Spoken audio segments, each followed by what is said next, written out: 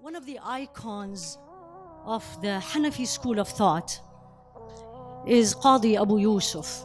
He's a very famous student of Imam Abu Hanifa. And his student narrated this story. Qadi Abu Yusuf was an orphan. His father died at a young age. They were poor, didn't have much.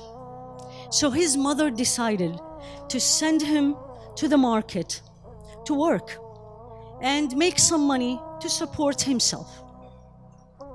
However, Qadi Abu Yusuf in the market found the halaqah, the class of Imam Abu Hanifa. And he used to sneak out from work, go and attend the class. The mother knows about it, go to the class, pick him up, put him back in the workplace.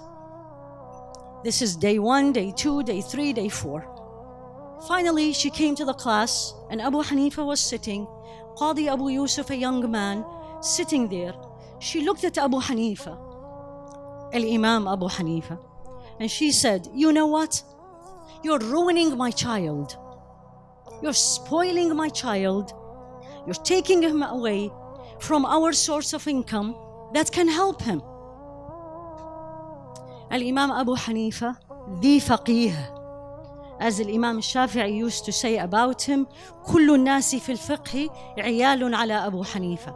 Every scholar of fiqh is a child if you compare him with Abu Hanifa. So he looked at her and says, "Woman, leave him there. Let him learn. One day he will eat al-faludaj. It's a kind of dessert that only kings and high rich people, dignitary, eat it." She looked at him and says, "What?" Took her child, moved, looked at him and says, "By Allah, Abu Hanifa, you're getting old and I think you're losing your mind." Years later, before that, Abu Hanifa decided to take him out of the market, pay him daily what he was gaining from work, and he taught him. Years later, Abu Yusuf became the Qadi of Baghdad. The judge of Baghdad is like the Supreme Court these days. And one day, he was sitting with Harun al-Rashid, Amirul Mu'mineen, the leader of the believers. And then they were eating, and they served them dessert. And guess what was the dessert? Al-Faludaj, what Abu Hanifa predicted. So he looked at it and he starts smiling. So Harun al-Rashid looked at him and says, "Why are you smiling? It's a dessert." He said, "Nothing, Ya Amir al-Mu'mineen. It's nothing." He said, "No, you need to tell me." So he told him this story. And Harun al-Rashid says, "May Allah bless Abu Hanifa. He looked at you with his heart. He didn't look at you with his eyes. And look what this brought up." Al-Qadi Abu Yusuf. Every time I come across this story, I remember a story happened to me in Jeddah, where I studied Islamic study.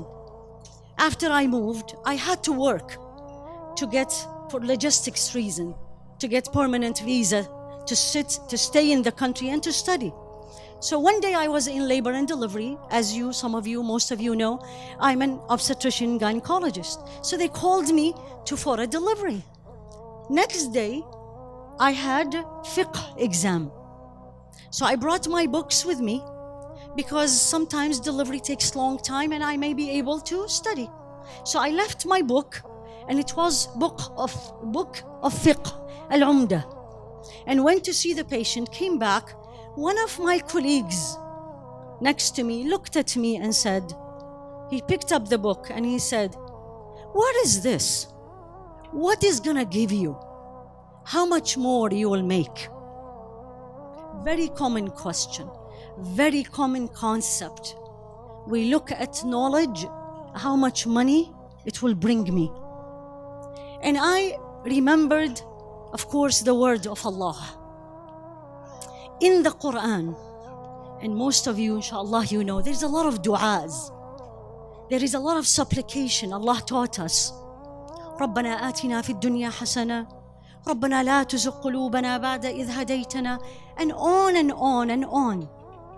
And if you look at almost all these dua, except one, there was no teaching that teaches you and me to ask for more, except one, in Surah Taha.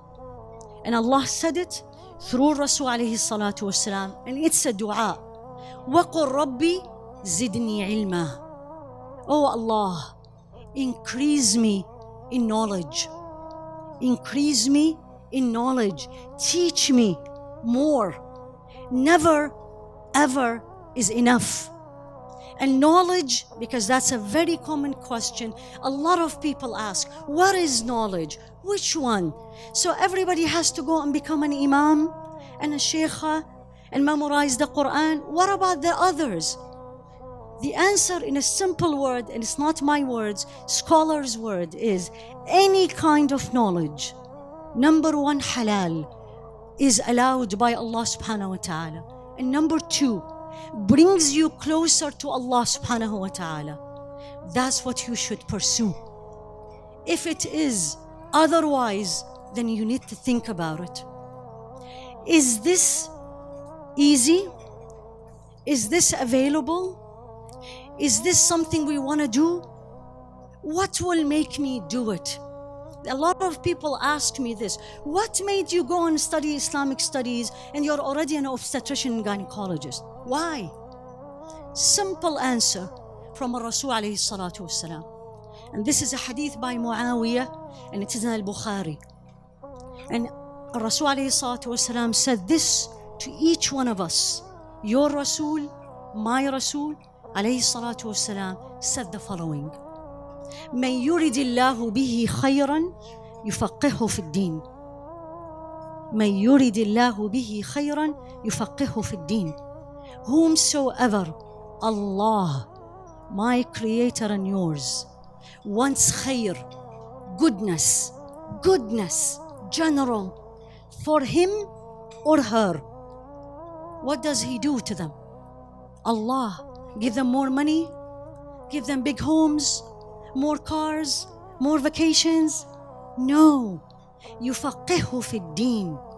Teach him or her the inner meaning of this beautiful Islam that Allah subhanahu wa ta'ala gave you and me. Unfortunately, the time we are living in, the materialistic life we are living in, this become when I have time. This become when I can. After I finish things. 1. 2, it's too difficult, not available, I can't do it. Every time shaitan come to you with this, remember another hadith of Rasul alayhi salatu wasalam. And he said the following, and this is in Imam Muslim and narrated by Abu Hurairah. من سلك طريقا يلتمس به علما. من سلك طريقا يلتمس به علما سهل الله له طريقا سهل الله له به طريقا إلى الجنة. Do you want to go to Jannah? I don't hear an answer. Any doubt?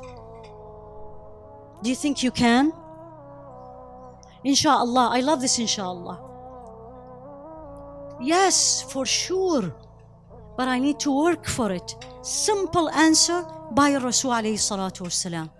Start learning. Start learning. Look for it. من سلك طريقا. Start the path. Anything. A small lecture, a small book, a small course, bigger, whole Islamic studies. It doesn't matter. He did not define it. He said, just take the path. Do it. Like you want to be physician, teacher, IT, CEO, all these are fine. But why not the other one with it? You take this path, and that's the hadith. سلك طريقا, you take the path. سهل الله له به طريقا إلى الجنة. Allah will make it easy for you in this dunya, and more important, your path to akhirah, to Jannah. He didn't say akhirah, he said to Jannah. You want to go to Jannah, start learning. Start learning. Support students who wants to study Islamic studies. They want to be a lawyer, but they want to be a lawyer with learning Islamic rulings, both together, two of them together. So focus on this ilm, focus on learning. Do you want to be looked at as someone with a status? Sure. Do you want people to invite you everywhere, look at you, they want your company? Sure. Do you want to be in Jannah in the Akhirah but not in the first level, up high? Absolutely. Learn. Allah said that in Surah Al-Mujadala, يَرْفَعِ اللَّهُ الَّذِينَ آمَنُوا مِنْكُمْ وَالَّذِينَ أُوتُوا الْعِلْمَ دَرَجَاتٍ. Allah will elevate the believers, true believers, and those people of knowledge. People of knowledge, He, Subhanahu, will rank you up in stations, in levels of Jannah, not the base, higher up by the fact you learned. I don't want to take too much of your time. Two more points, and this goes to the sisters specifically, but the brothers' help is needed. Everyone in this room, a mother already, a mother to be, or wants to be a mother. And there is a famous poetry. People who know Arabic in this room probably knows it very well. And this is the poem. The poet is actually Hafiz Ibrahim. He's a very famous Egyptian in the early of the previous century. And he said the following: الأم مدرسة إذا أعددتها أعددت شعبا طيب الأعراق. Mothers or mother is a school. Mother is a school. If you prepare it well, you will prepare a very well generations to come. Mother, school, if you prepared her well, you already prepared very good generation to come. Last point I want to share. تعلموا العلم. This is a line from Sayyidina Mu'adh ibn Jabal, famous Sahabi, who Rasul alayhi salatu wasalam looked at him and he said, Ya Mu'adh, inni uhibbuk. Rasul alayhi salatu wasalam looked at him. Imagine this is you and me. And he said, Ya Mu'adh, I love you. I always say, I wish it was me. And I'm sure all of you. And he said this, it's a long hadith, but I'm going to choose just a few. And he said, تعلموا العلم. Learn this knowledge. فإن تعلمه لله خشية. Learning this knowledge for the sake of Allah will lead you to the awe, love and fear of Allah. وطلبه عبادة. Seeking this knowledge is an act of worship. والبحث عنه جهاد. Looking for it, buying the book, finding the book, look at the website is jihad, act of jihad. ومدارسته تسبيح. Studying it is an act of glorifying Allah. An act of glorifying Allah. I will end up with what I started. وقل ربي زدني علما. Ya Allah, I implore to you in front of all of you that each one in this room give us and increase us in knowledge. One, and the dua I started with, I will end up with.